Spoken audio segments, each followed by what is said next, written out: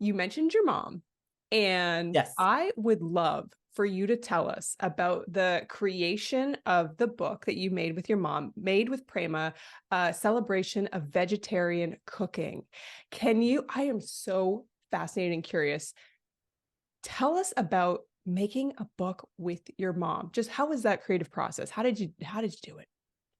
So it is probably the thing I am the most proud of in my life, and I'm so grateful. So my mom taught cooking classes for the last 50 years. She had a catering business. She did charitable fundraisers, and like for her, food was always the love letter she wrote to anyone that came to the table. And it was a love letter. I always describe it as like it was a love letter she wrote to her mother who taught her how to cook. It was a love letter she wrote to her ancestors who shared recipes. It was a love letter she wrote to the other immigrant women in Saskatchewan that formed community with her when she was so far away from family. And so her dream was always to share her recipes in writing. And I think for her, it was a way to tell her story through food, also let the world know that she was here, but also hope that like she could share a part of our community and culture through others. So every time someone brought to life a recipe in their kitchen, they were almost, I don't know, just bringing a part of our family into their homes. She really loved that. So at the beginning of the pandemic, she started the writing process. My mom and I are both, I'm blind and my mom's legally blind. And she is not able to like use the computer to type. So what she did was she recorded a lot of voice notes that her friend in Saskatoon transcribed for her. She talked to her friend in Saskatoon on the landline, and her friend would type up the recipes.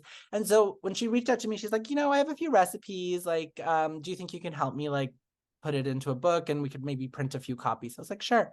She sent me a document. It was 308 recipes. And I said, Mom, this is like actually a book. Like this is a whole book. It is not just like a few recipes. So I spent the summer. She had worked on it for 6 months. She sent it to me. I spent about 4 months doing the chapters, writing the intro, getting the testimonials, putting it together. And then I thought we would self-publish. And so someone was like, I think you should just write to a few publishers and see if there's interest.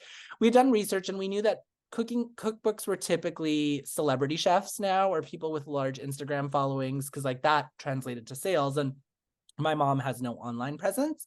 So I sent out a few proposals, and then I sent a proposal to Rupi Kaur, who is this incredible poet, 4 best-selling books, world tour. She's just phenomenal. She's based in Toronto, and her manager are friends. And so I sent them the proposal, and I was just like, can you give me some feedback? Like, what are things we should do?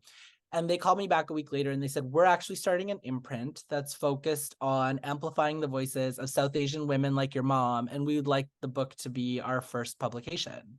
And like, I wasn't even asking them to publish. I was just like, can you give me advice on the proposal? And so when we talk about those alignment moments where we couldn't have even seen something happening, that happened. And so when I told my mom cried on the phone, and she was so excited her book was being published, but she said to me, she's like, I never thought anyone would care about what I had to say.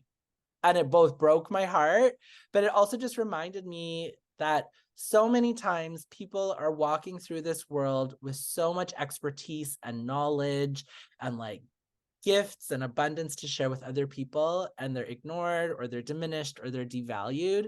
So what are the things we can do on a daily basis to notice people, to amplify their voices, to give people opportunities? We all have the power to do that. And I think when my mom said that to me, I'm like, okay, what am I going to do in my life going forward that creates pathways for people who didn't see themselves in certain spaces? That is the most beautiful, heartbreaking, heartwarming, uplifting story. Yeah. And that is so cool that you emailed Rupi. And I was actually your bubble. Like I was also researching Rocky Mutta.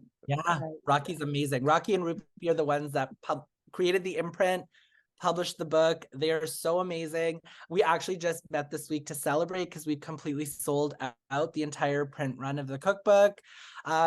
my mom did not imagine, I didn't imagine a lot of things that have happened to us over the last year, but like Mindy Kaling shared the book with her community. Lily Singh featured us in her book club. Like it's all been blessings that have been unlocked just by, I can't describe it as any other way than things, the stars aligned, or there was like a spiritual dimension to it, or it's just something that was beyond us. And I'm just really, really grateful for that, because I don't think any of us imagined this being such an incredible experience. And it's been beyond our wildest expectations. Wow. Wow. What's so, I need like a minute for this, like to process, because I can, just the fact that it came, like, yeah, your mom didn't have a huge social media presence. She didn't even, I think I saw, she didn't even write down a recipe or transcribing them. You just emailed. Wow. I did a bit of like preliminary research. I knew that there was a market for this. I think the thing that was also really powerful was when my mom told me about the book, and I said, okay, this is what we're doing. She's like, well, I don't want to make money off of it. I was like, okay, like, what are your thoughts? She's like, well, I want 100% of our profits to go to the CNIB. So Right. it's also ended up becoming a fundraiser for an organization that like transformed my life. I became legally blind in 2005, and it happened pretty abruptly just as I started my career as a lawyer, which is a career that requires a lot of reading and a lot of like use of your eyes. And I think there's ways around it, but I just hadn't known. So I was at a point in my life where I was so afraid that the thing I had studied for was going to be hard for me to navigate going forward.